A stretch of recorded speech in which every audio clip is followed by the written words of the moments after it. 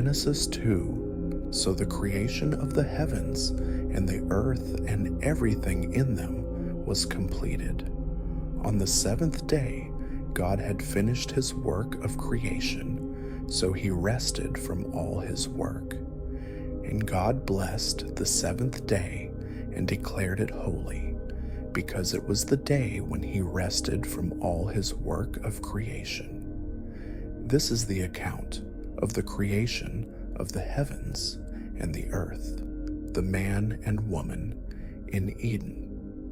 When the Lord God made the earth and the heavens, neither wild plants nor grains were growing on the earth, for the Lord God had not yet sent rain to water the earth, and there were no people to cultivate the soil. Instead, springs came up from the ground and watered all the land. Then the Lord God formed the man from the dust of the ground. He breathed the breath of life into the man's nostrils, and the man became a living person. Then the Lord God planted a garden in Eden in the east, and there he placed the man he had made. The Lord God made all sorts of trees grow up from the ground, trees that were beautiful and that produced delicious fruit. In the middle of the garden, he placed the tree of life and the tree of the knowledge of good and evil. A river flowed from the land of Eden, watering the garden and then dividing into 4 branches. The first branch, called the Pishon, flowed around the entire land of Havilah, where gold is found. The gold of that land is exceptionally pure. Aromatic resin and onyx stone are also found there. The second branch, called the Gihon, flowed around the entire land of Cush. The third branch, called the Tigris, flowed east of the land of Asher. The fourth branch is called the Euphrates. The Lord God placed the man in the Garden of Eden to tend and watch over it. But the Lord God warned him, "You may freely eat the fruit of every tree in the garden, except the tree of the knowledge of good and evil. If you eat its fruit, you are sure to die." Then the Lord God said, "It is not good for the man to be alone. I will make a helper who is just right for him." So the Lord God formed from the ground all the wild animals and all the birds of the sky. He brought them to the man to see what he would call them, and the man chose a name for each one. He gave names to all the livestock, all the birds of the sky, and all the wild animals. But still there was no helper just right for him.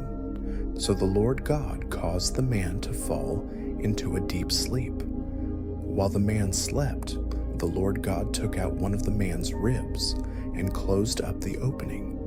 Then the Lord God made a woman from the rib, and he brought her to the man. "At last," the man exclaimed, "this one is bone from my bone and flesh from my flesh. She will be called woman, because she was taken from man."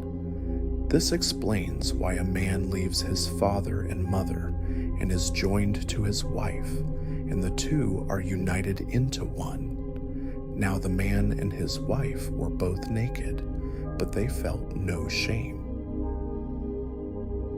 Genesis 3. The man and woman sin.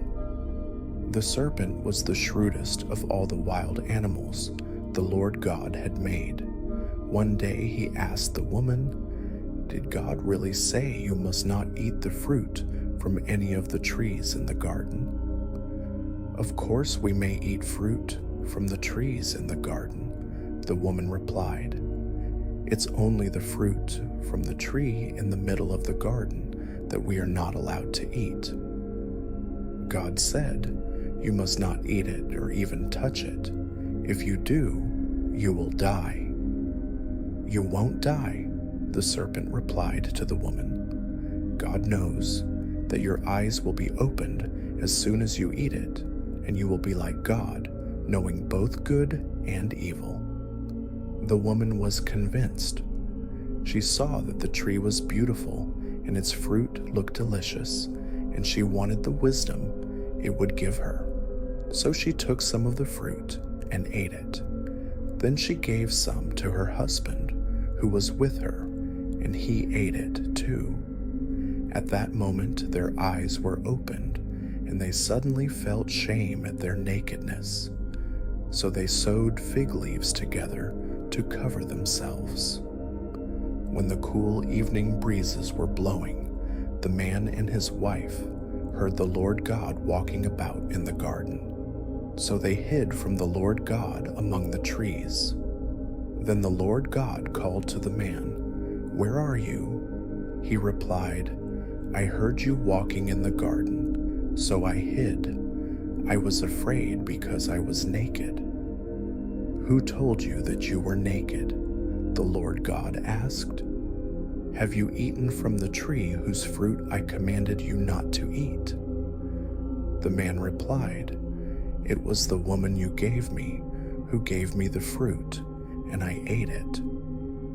Then the Lord God asked the woman, "What have you done?" "The serpent deceived me," she replied. "That's why I ate it." Then the Lord God said to the serpent, "Because you have done this, you are cursed more than all animals, domestic and wild. You will crawl on your belly, groveling in the dust as long as you live. And I will cause hostility between you and the woman, and between your offspring and her offspring. He will strike your head, and you will strike his heel." Then he said to the woman, "I will sharpen the pain of your pregnancy, and in pain you will give birth, and you will desire to control your husband, but he will rule over you." And to the man he said, "Since you listened to your wife and ate from the tree, whose fruit I commanded you not to eat, the ground is cursed because of you. All your life you will struggle to scratch a living from it. It will grow thorns and thistles for you, though you will eat of its grains. By the sweat of your brow will you have food to eat, until you return to the ground from which you were made. For you were made from dust, and to dust you will return."